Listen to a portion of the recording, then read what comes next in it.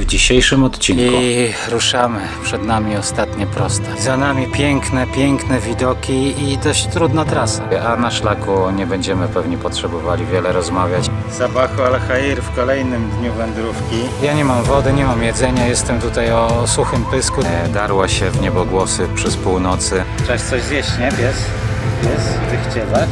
To żeśmy wleźli na szlak, który był totalnie zarośnięty, więc no, przewodnik ma swoje plusy. Mehdi jest takim tutaj chyba lokalnym celebrytą i aż nie chce mi się wierzyć, że to już koniec. O, zrobiliśmy to, piesko, udało się dojść. Ta wędrówka się kończy, ale przed nami jest kolejna, myślę, że dużo trudniejsza.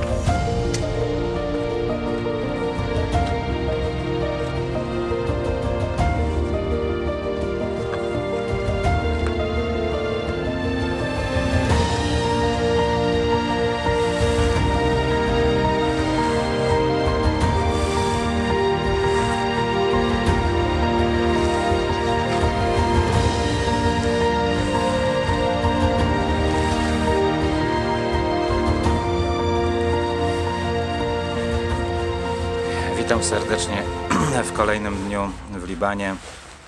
My zaraz wracamy na szlak, a noc upłynęła bardzo niespokojnie. Habi znowu coś tutaj denerwowało, może jakieś psy, może jakieś zwierzęta tutaj z gór, nie wiem. Darła się w niebogłosy przez północy i nie chciała wejść do namiotu. Dopiero nad samym ranem, jak już słońce zaczęło się tutaj przebijać przez chmury, to weszła na chwilę, przykryłem ją kocykiem, pospała może z pół godziny. No a teraz, gdy pakowałem plecak, to odsypiała troszeczkę, a dużo tego odpoczynku nie będzie mieć, bo zaraz ruszamy na szlak. Przed nami roztacza się piękny widok, w który zaraz wejdziemy. Myślę, że to będzie dobry dzień, mimo niewyspania.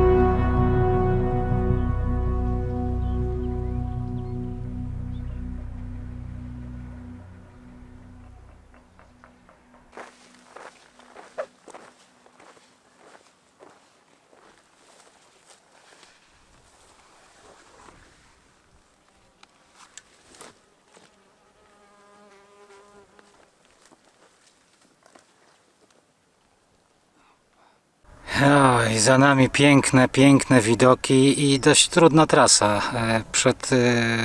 Przez chwilę było fajnie, wędrowaliśmy takimi kamienistymi drogami, było w miarę komfortowo, a później żeśmy weszli na taką ścieżkę całą zarośniętą, pełno takich kłujących roślin i mnóstwo skał i kamieni, więc była przeprawa. Była też przeprawa przez pole, na którym były psy pasterskie.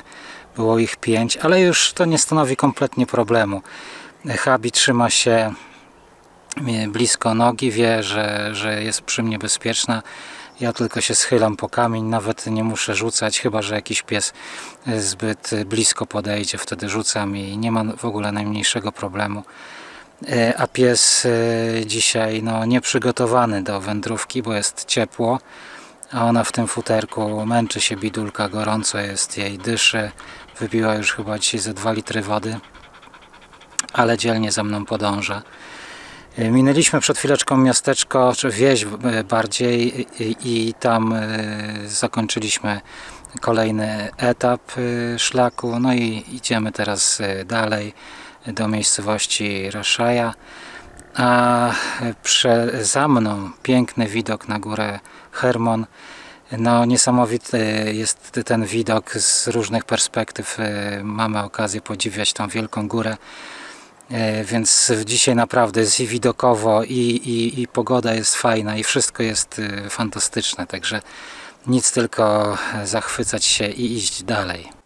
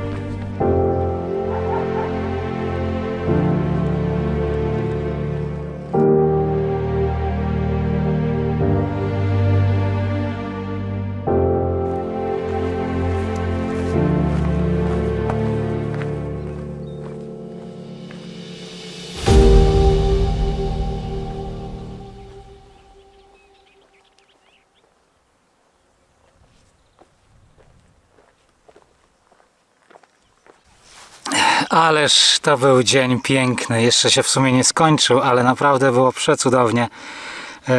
Kiedy zeszliśmy z tego miasteczka w dół doliny, to najpierw spotkałem Kanadyjczyka, w zasadzie Kanadyjczyka libańskiego pochodzenia, którego rodzice wyemigrowali do Kanady, a teraz on jako dorosły człowiek wrócił do Libanu, wybudował się i uczy się języka arabskiego. Pogadaliśmy chwilę, a później piękną doliną wędrowaliśmy dalej, później pod górę i na zejściu przy skręcie w prawo dostrzegli nas ludzie, akurat mieli imprezę, zaprosili nas na jedzonko. Habi też dostała i wodę, i jedzenie. Mnie tak nakarmili, że ledwo chodzę. Naprawdę jedzenie było wyśmienite, było wesoło, rozmawialiśmy, naprawdę było przecudownie, żal było stamtąd wychodzić. Nie udało się niestety tego nagrać, no ale trudno. Tak jak i w Jordanii, tutaj też nie wszystkie chwile mogę uwiecznić. Natomiast później weszliśmy do kolejnego miasteczka, czy bardziej wsi, i postanowiłem kupić sobie coś do picia w tamtejszym sklepie. No i miła sprzedawczyni sprzedała mi napój i siedziała ze mną i rozmawialiśmy sobie na murku, po czym stwierdziła, że poczęstuje mnie własnej roboty ciastem, więc dodatkowo jeszcze dopchałem. No a teraz idziemy już do miejscowości Raszaja.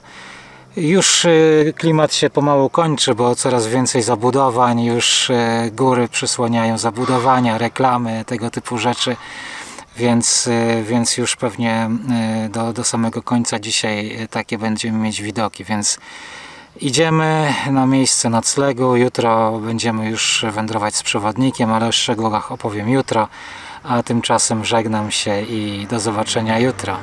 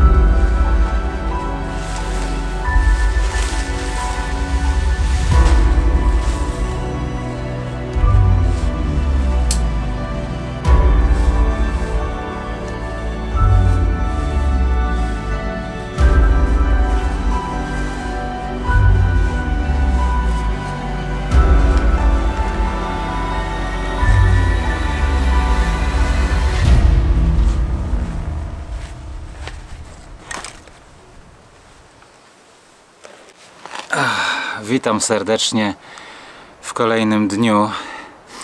My wczoraj dotarliśmy tutaj do tej miejscowości, odnaleźliśmy naszego przewodnika i stwierdził, że skoro jestem z psem, to dobrym pomysłem będzie, żebyśmy spali w namiocie na dachu.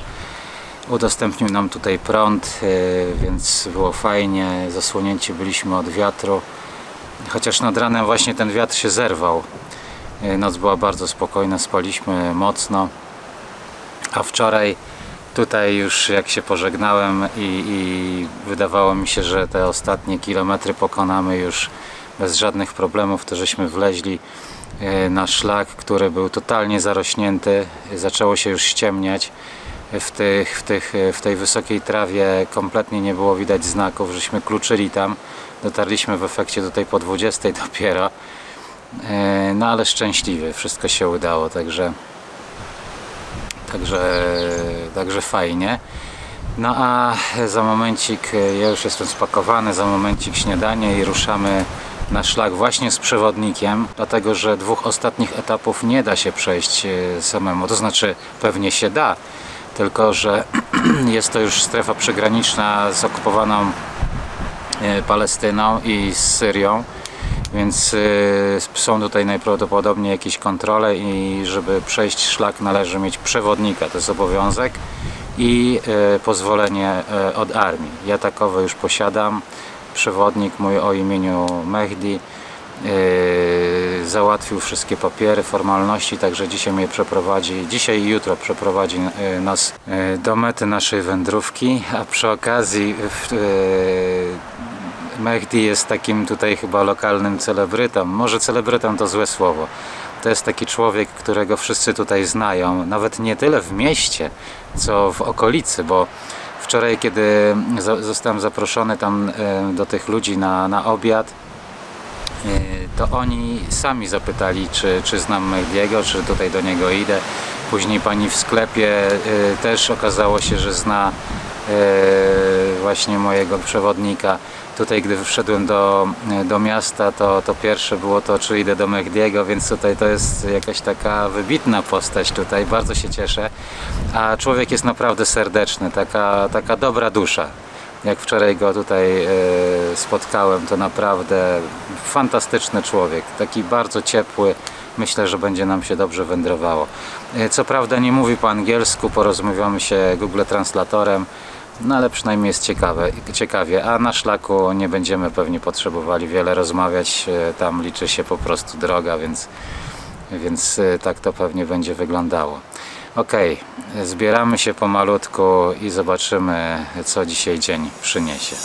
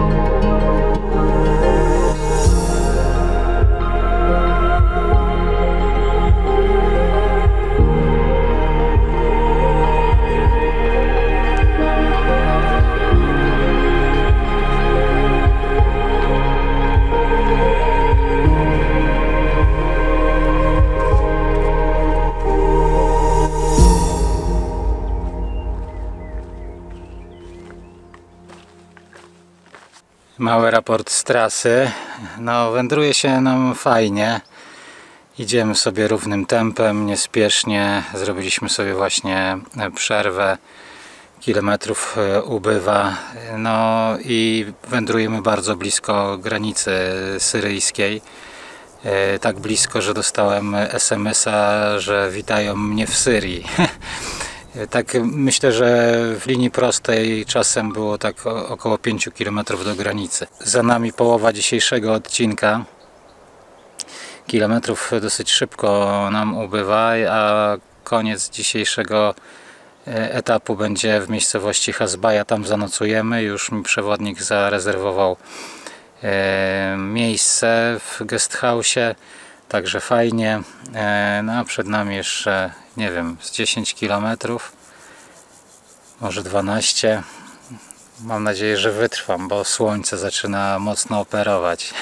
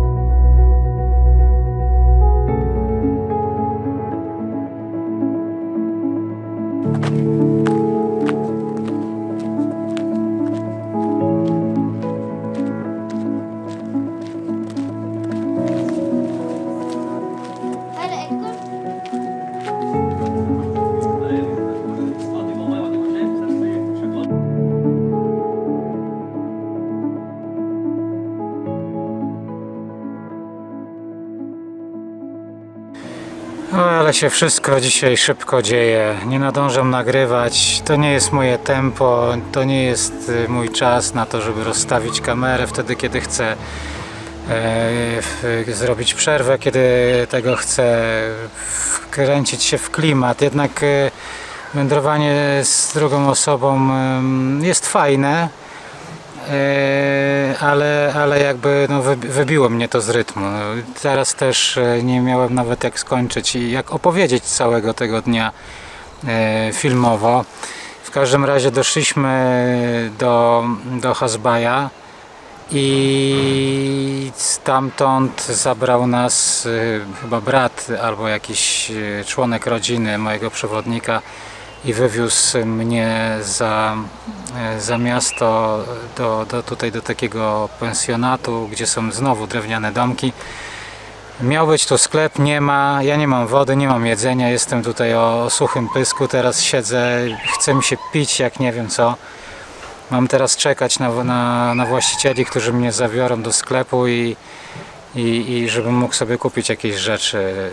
Póki co wykorzystałem ten czas i poprałem sobie rzeczy, wziąłem prysznic, no i teraz czekam. Jest ciepło, niemiłosiernie. Przypomniały mi się troszeczkę czasy Jordanii, kiedy każdego dnia były takie upały. No tutaj od wczoraj temperatura idzie w górę ostro. No dobra, czekam i załatwiam to, co mam załatwiać i odpoczywamy tutaj z Chapcią. Nic innego nam nie pozostało, a jutro ostatni dzień wędrówki. Aż nie chce mi się wierzyć, że to już koniec. Ale niestety już prawie przedreptaliśmy cały szlak. Więc dobranoc i do jutra. Postaram się troszeczkę więcej jutro pokazać rzeczy na szlaku. Mam nadzieję, że się uda.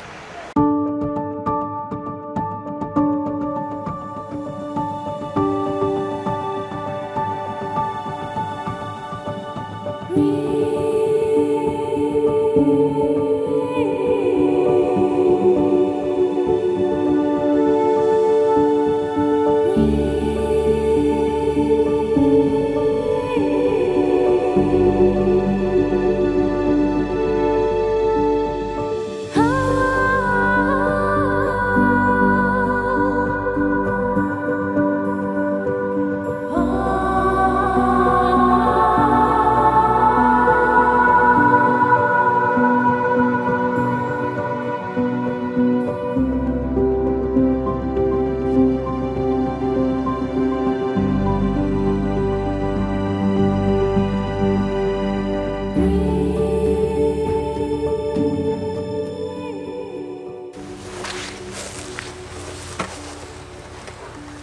Sabahu al-Khair w kolejnym dniu wędrówki. Ja się zabieram do śniadanka. Jesteśmy po spokojnej nocy. No prawie, bo tu koty podeszły i wyciągały ze śmietnika jakieś jedzenie i Habi to denerwowało, ale na szczęście bardzo krótko. Więc jesteśmy wyspani i gotowi na ostatni dzień wędrówki. Po śniadanku przyjedzie Mehdi i zabierze nas na szlak. No i najprawdopodobniej dzisiaj staniemy na mecie. No a teraz trzeba coś zjeść, nie? Pies, wychciewacz. Jemy i idziemy, nie? Smacznego.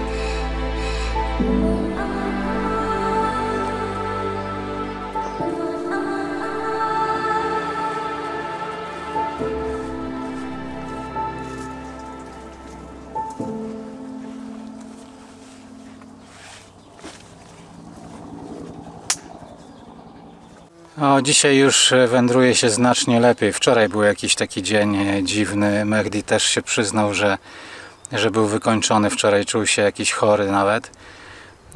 A dzisiaj szlak bardzo łatwy, mało podejść, dobre drogi, także naprawdę jest fajnie. A ja tak się zastanawiałem właśnie, wędrując z Mehdim, jak dużo uwagi i energii kosztowało mnie wcześniej szukanie czy nawigowanie po szlaku, bo te znaki najczęściej są namalowane na podłożu, na jakichś kamieniach, nie tak jak w Polsce na wysokości wzroku. I teraz wędrując z Mehdim kompletnie nie muszę się nad tym zastanawiać i idzie się naprawdę zdecydowanie szybciej.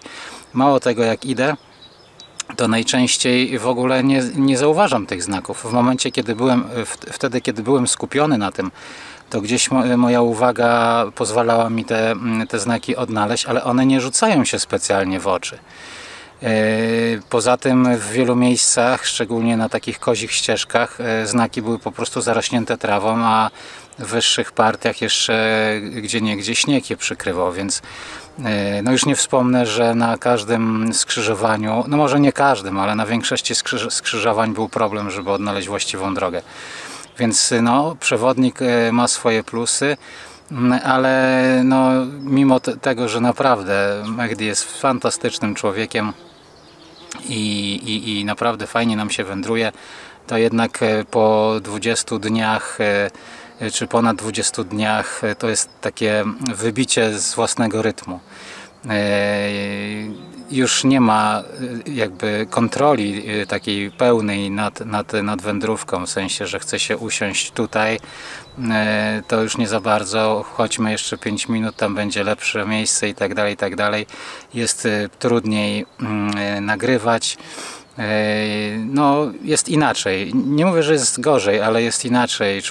Powinniśmy zacząć tą wędrówkę najpierw z przewodnikiem, a później powinienem powędrować sam. Byłoby pewnie inaczej.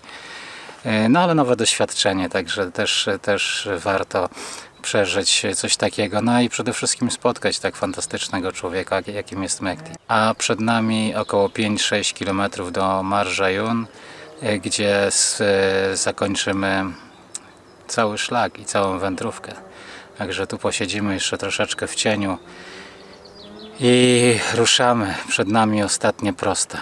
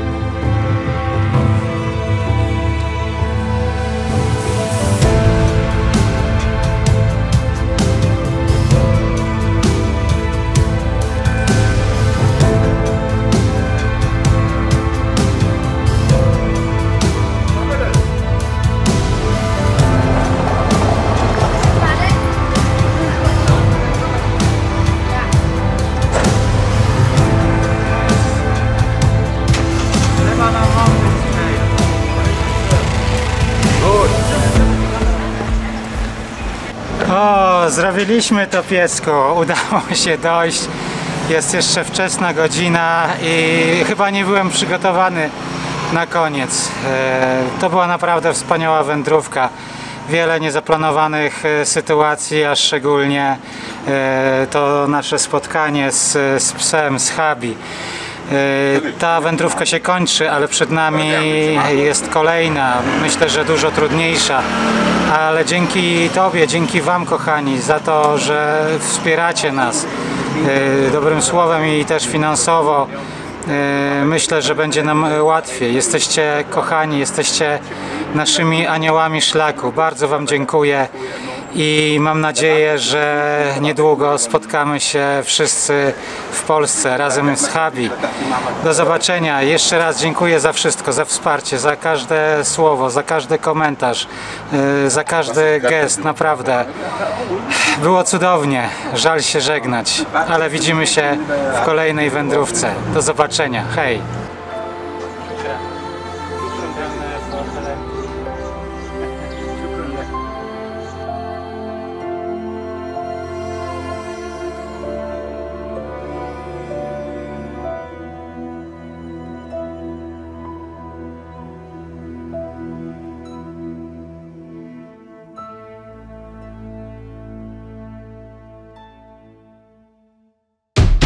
W następnym odcinku. Jestem wykończony. Przyjechaliśmy właśnie z mety naszej wędrówki z Marseille. Ciężko było tutaj znaleźć nocleg.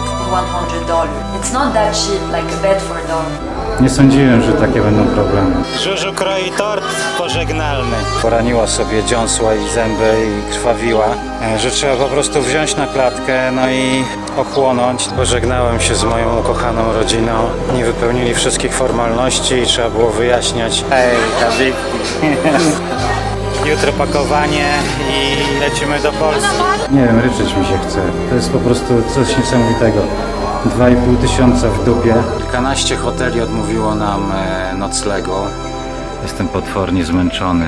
Ona jest smutna, ja jestem smutny. No a za momencik idziemy z Habi do lekarza. Czyli muszę przejść całą procedurę, tak jakbym przyleciał do Libanu. Tam spędzi najbliższy czas. Trudno powiedzieć, jak długo to wszystko zajmie. Będę znowu musiał szukać miejsca dla nas na nocleg. Wszystko jest naprawdę się skomplikowało na maksa. Myślę, że i tak Habi będzie musiała tutaj na dłuższy czas zostać. Więc koszty. Coraz bardziej dociera do mnie, że ona tutaj zostaje i no niestety mamy opóźnienie pół godziny. Kawunia! Cześć piesku! Cześć kochanie! Kto się schował? Kto się schował przede mną? Nie wypełnili wszystkich formalności i trzeba było wyjaśniać. No a dzisiaj już nie ma wybacz, trzeba zająć się przygotowaniami do powrotu, do kolejnej próby powrotu. Do zobaczenia, kochanie. Do zobaczenia w Polsce, moje szczęście.